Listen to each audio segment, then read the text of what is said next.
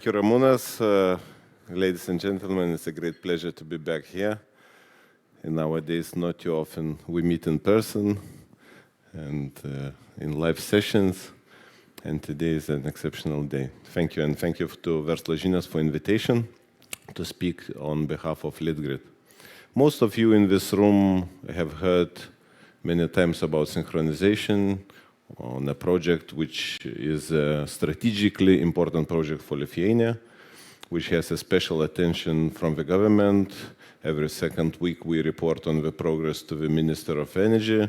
Every quarter we report to a special commission which is headed by Prime Minister herself.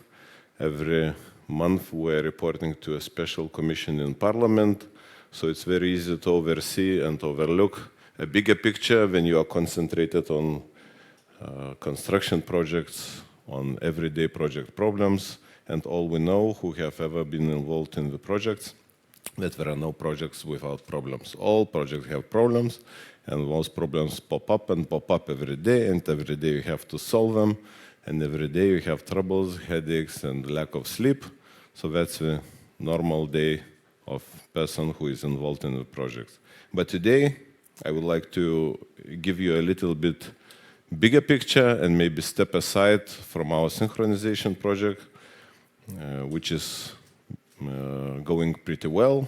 3 out of 14 large projects in Lithuania have been completed already. By the end of this year, we'll complete another 2. So we'll have 40%, and we are on the schedule. So far, so good. But I believe until the end of 2025, we will be very, this will be very intense.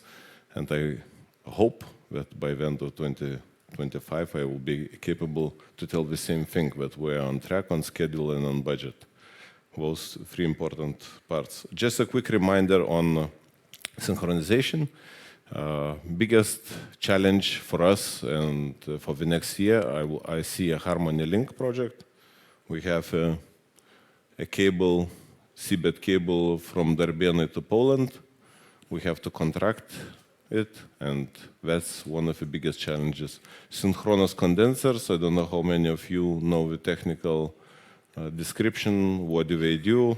Simply, those 3 big units have to generate enough of inertia for the network to maintain capacities of our network. Our network, not only ours, but in Europe, everywhere around the globe, was built to have circulating, rotating units on the network, and with further and further removal of conventional capacities, generational capacities out of the network one day might lack inertia and might lack parameters which have to be kept for a network to be operational. So those synchronous condensers, 3 of those in Lithuania, 3 in Latvia, and 3 in Estonia, have to be built in order to keep our network safe. But stepping aside from synchronization, we have a very pleasant side effect of synchronization, at least in Lithuania, but I believe the same might go for Latvia and Estonia as well, is that by performing synchronizational projects, we become more and more capable to absorb, to install more renewable energy into our network. For example, our project of line strengthening in the west side of Lithuania not only does what is supposed to be doing for synchronizational purposes, but it also allows us to absorb a first wind farm of 700 megawatts in the Baltic Sea, in the territorial waters of Lithuania.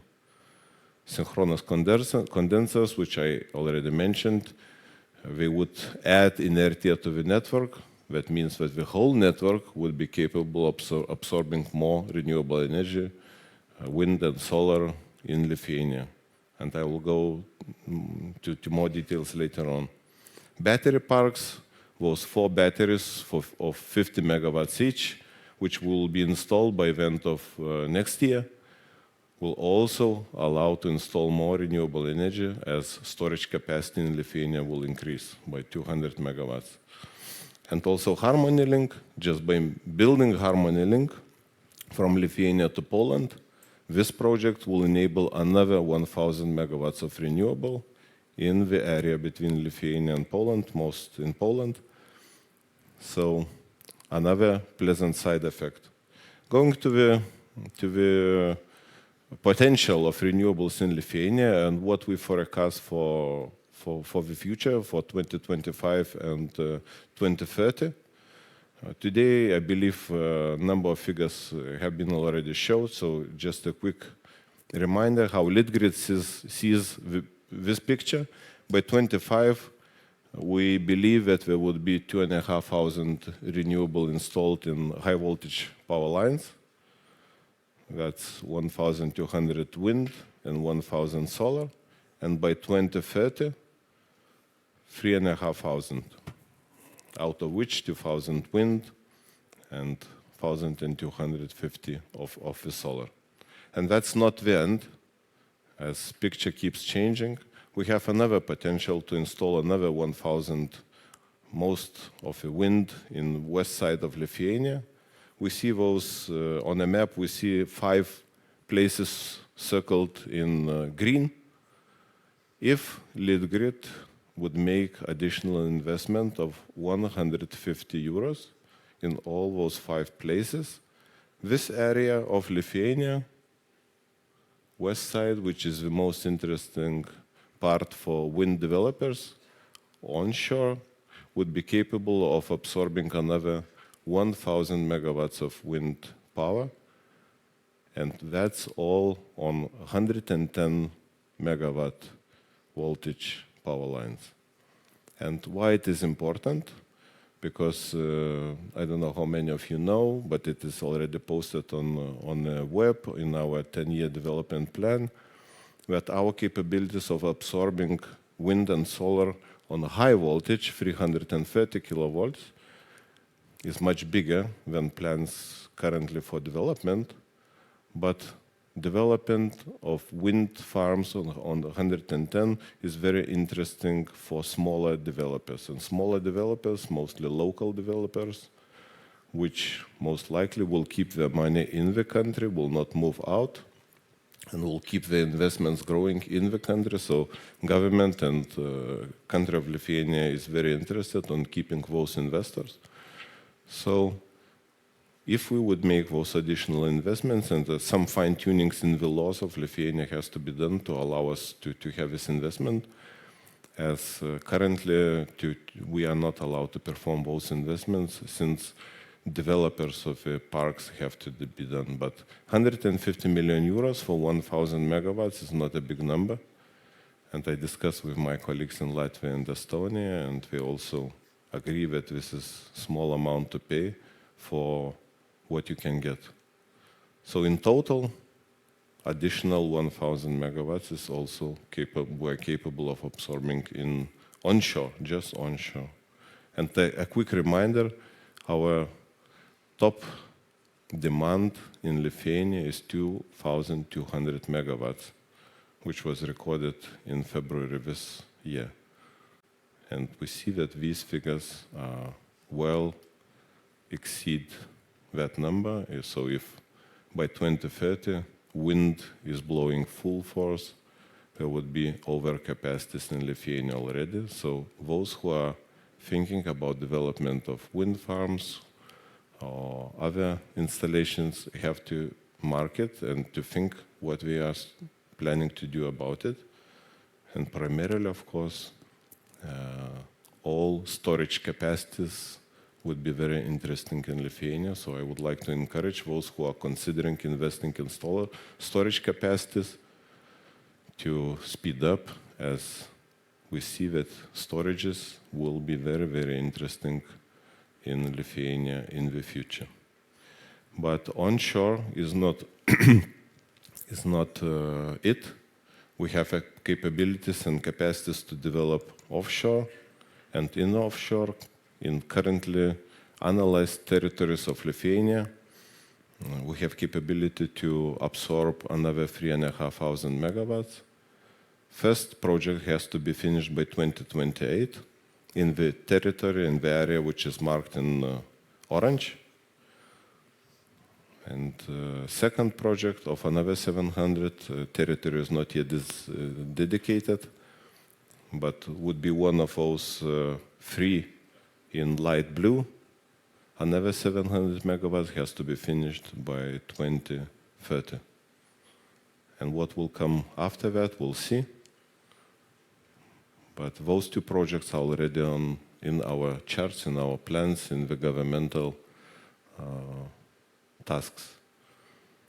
So another additional 1,400 megawatts by 2030 of sea wind farms will be developed in Lithuania as well. And that's, of course, not it. There are other plans, further plans. We'll see how they will come and how they will be developed. So first project of 700 in the sea will be developed using a radial offshore wind farm project using AC technology. Second one is not yet decided. It might be using an AC technology and radial project as well. If that would be another single project, or if that would be connected to bigger network, it might be also by using high voltage DC lines, where more countries would be involved. And it's still not decided which country would be developing those projects. That might be Latvia, Estonia, Poland, Sweden, Finland, Germany, you name it. And if we would look at a map which was developed for Baltic Sea, what is the capacity to develop wind farms in the Baltic Sea by European Commission. So 93 gigawatts is currently estimated capacity of total to be developed in the Baltic Sea. And if you would look at a map, all countries are connected together. So nobody knows how the final picture would look like, but I believe it's something similar. Everybody will be connected. And if you are building a wind farm back in Finland, Germany might be one who would be buying this electricity. I don't know how many of you followed, but there was a message from Germany that people in Nordics and Baltics, if you consider developing hydrogen projects, think twice. You better build wind farms, put lines to Germany, and Germany will buy all the electricity we'll produce. So there will be no need of producing hydrogen. So we'll see how it will end finally. Hydrogen probably will be a solution. So our group, our mother company, is already looking at hydrogen solutions here in Lithuania. We're thinking about it. It doesn't have yet shape. But ultimately, with all those developments, we clearly see that there will be overcapacities in Lithuania at some periods. So we have to think about it, what we'll do about it later on. Another important development in Europe is intercapacities. Intercapacities are growing. They are getting better and better and better every time. I don't know how many of you follow electricity price charts every day. We in system operator, we have to do it. We follow, we see, and picture is changing. And picture is changing in a way that more and more prices get equal with time. What does it mean? That means that interconnections are getting better. And interconnections are getting better, and results are that electricity produced in Lithuania might be sold perfectly well in Germany, but not in Lithuania. So territory is getting smaller and smaller. That means if you would like to develop a project, generational project in Germany, you might choose another country which have connections to Germany. So Lithuania, in this aspect, would be interesting. So interconnection capacity will grow 2 times by 2050, and this is an important thing we have all to mark. So Europe is getting smaller and smaller. And even today, if we would look at a map of exports from Lithuania, electricity export from Lithuania, on the right side, on the bottom, light blue color represents exports to Germany. So already today, Litpolink, which is supposed to use as a trading tool between Lithuania and Poland, serves, of course, as a trade between Lithuania and Poland. Poland is shown in a dark blue, but light blue represents that electricity, in late days especially, goes even further than Poland. Goes as a transit through Poland and goes to Germany, because Germany really lacks electricity these days. And we have one day in July where Lithuania was importing electricity from Germany. So Europe is getting smaller. Investing in one country doesn't mean that you are investing in that market. Market is getting smaller, so more capabilities and more possibilities are investing in Lithuania in this field. So picture is changing and changing and changing and will keep changing. Another aspect which we have to be careful and which we have to analyze, that's spreads. Spreads between low and high electricity prices are also growing. So from 2019 until this year, we see a clear path that electricity prices differ within the same day. So that means that volatility is getting bigger. And when volatility is bigger, of course, it creates additional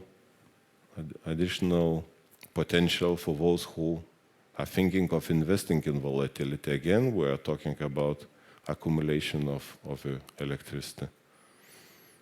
Volatility is big.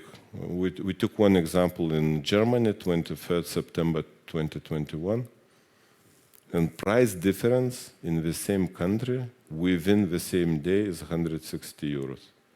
160 euros difference from 0 to 160.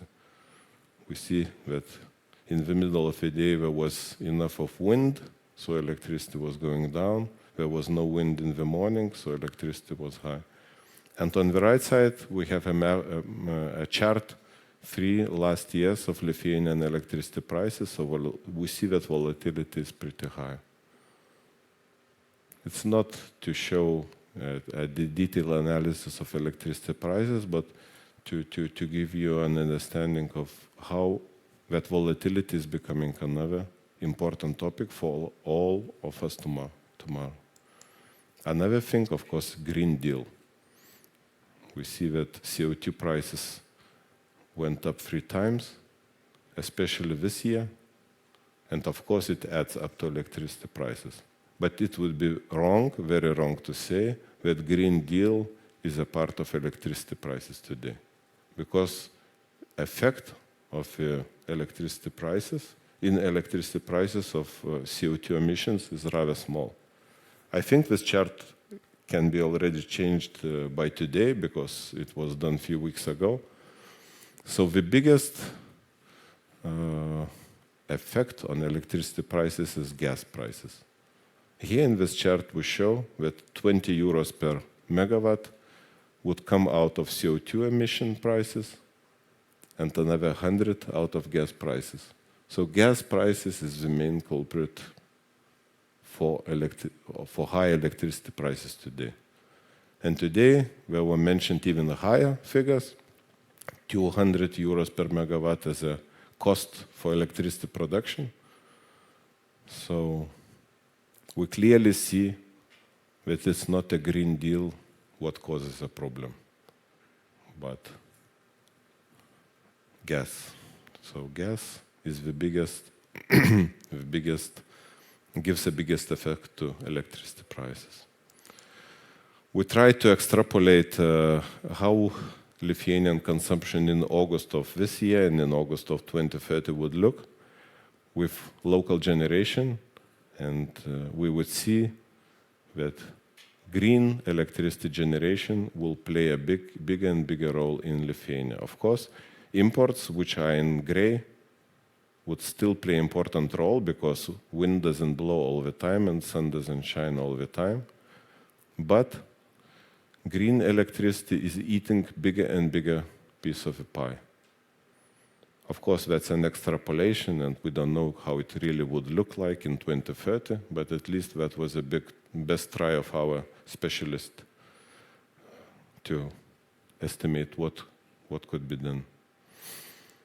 And to sum it up, synchronization is not just an important energy independence project, but it also opens gate to renewable energy generation. And offshore, onshore projects has to be developed. So storage technologies, storage capacities, another important part of the market, and we predict that it will play a very important role with time coming forward. And of course, interconnection in Europe will play another important role on deciding where, in which country to invest generational capacities. And Litgrid, we have all it thought of, and we are ready to facilitate, to help you to achieve those goals. Thank you very much.